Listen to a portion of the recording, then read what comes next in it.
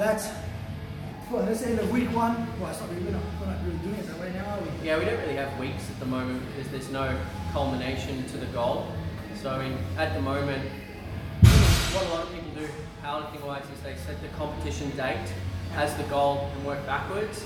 Because we don't have a competition date as such, what we're going to do is we're going to lay down this strategy and just keep following the plan.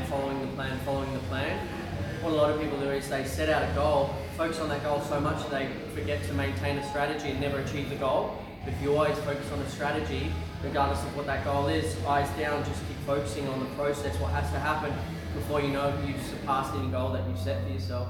Yeah. So this is week one after nationals. Something. Yeah, we went. Yeah. We went back after that. On Wednesday, Corey sent me a bit of homework to do, and I completely botched it. What I was meant to do was take the program that he formulated for me and the top set of each day, of each training program for each week, calculate what percentage that value would be of my maximum lift. And what I just took, he said he used 70% as an example, and I just took that and I wrote 70% against every maximum. And then later, like at the end when I'd done it, I did look at it and think, well, that's weird, like that's just another program at, what did you call it, sub-maximal weight. So I made a mistake that I'm going to go back to the drawing board and reformulate that. But the reason for that is I think, like just as you just said, that we're not working towards a program, to a weekly program for the pumping mind. Yeah. So what was that 10? What did you call it this morning? Yeah, so we're going to work off of, instead of using a percentage-based program, we're going to be using an RPE-based program, which is rate of perceived exertion. And so the idea behind that is if the value of your, say your deadlift maximum is 260 kilos, that would be 100%.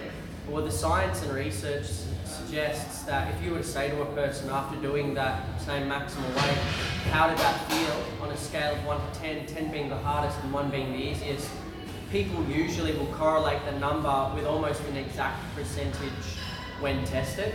And so if Nathan were to pull 260, and then I say on a scale of 1 to 10, how did that feel? He'd be like 10. Well, it turns out when testing his maximum, that's actually 100% anyway. And so the dynamic that this brings us that a percentage-based program doesn't is some days you come into the gym and you can't, for whatever reason, you can't hit the 70% by 5 sets of 3, or you can't do 85% by 3 sets of 3, whatever it is. And so instead of working off a percentage base and putting ourselves behind the mental 8-ball, we're going to work off of an RPE base. And so you might walk in feeling fresh as a daisy and go, I have to work to an 8.5 today. And you might actually throw on 5, 6, 10 extra kilos than what 85% would actually be, because on that specific day, you're actually much stronger than you would otherwise be. But it also works on the opposite spectrum, as I said. So you come in and you're meant to do 85%, that's 200 kilos.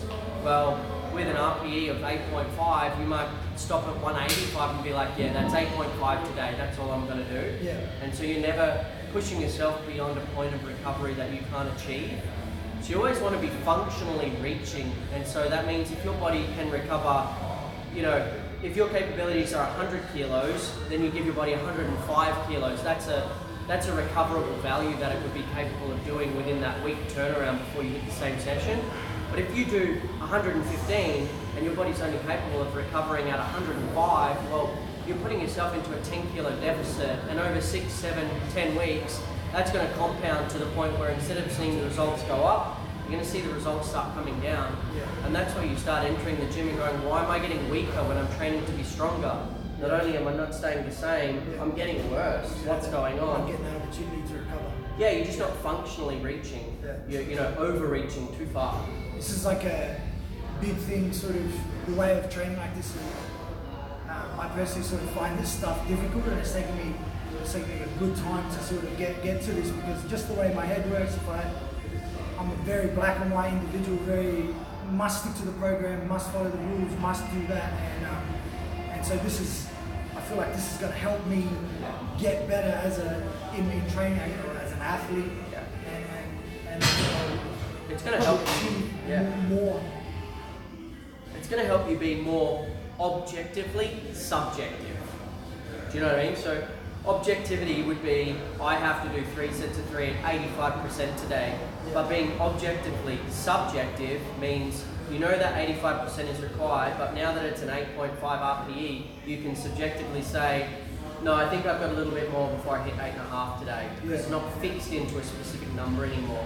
And your body doesn't count kilos, doesn't count reps, it just knows resistance, and it knows whether it's capable, not capable, or too far out of its reach. Yeah. And so this is hopefully going to help us through the next probably no more than 4 weeks worth of training before we go back to something super structured.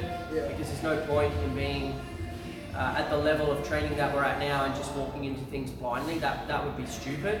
Yeah. But for the next 4 weeks, man, like we've done the States lead up, we did the Nationals lead up, both with like set programs. And we jumped into the Nationals like 2 or 3 weeks ahead as well. Yeah, and so, you know, sometimes just for a mental break, it's good. And so we're walking into sessions each morning now going, we know what's roughly expected, but because it's not concrete and it's not set and our minds aren't set on it, if we deviate from that plan at all, you don't walk away from here feeling like you've messed up or you haven't achieved. You feel really good, do some different exercises. That's something I struggle into, deviating from the plan. This guy here, when we first started training together, he would just completely blow my mind by switching an exercise out. And I'd sometimes just change things to mess with it. Straight not be able to function. It's just, it's pretty funny. We're going to see if we can't do a couple of these videos more often at the end of training sessions. This one's been probably a little bit longer than what we'd expect to do. Yeah. But any questions that you have throughout our sessions during the week, or you think of something in your downtime that you just want answered, we don't profess to have all the answers, but we can certainly give you our take on the situation.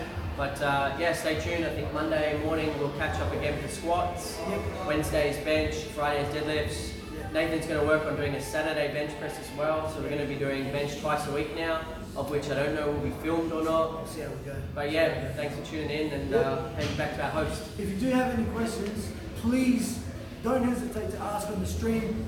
We can't always catch the stream because we're quite intense on the training. Send me a whisper through Twitch. Otherwise, catch me on Instagram, King Coxus on Instagram, or Twitter, or even better, Facebook. It's King Cox on Facebook. It's the same. What's it called? Profile picture. Same profile picture across all the accounts.